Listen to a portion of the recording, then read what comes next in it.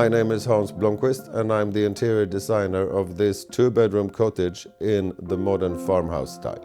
I would describe most of the materials in here as natural, even though some of them are painted black. But of course then we have the rattan chairs, which gives another layer into this home.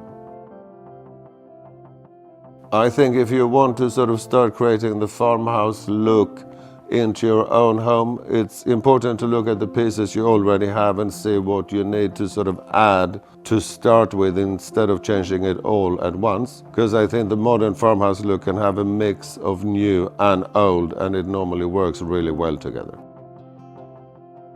In the living area, we've been working, especially in this house, with closed storage but then glazed so you can still see your object. And here we've added in travel souvenirs bought on trips, old wooden things like big crates, but also a lot of personal things found at flea market. One easy thing to sort of add texture for free into this kind of look is, of course, just to go out in the forest and pick up some fallen branches and use those as decorations.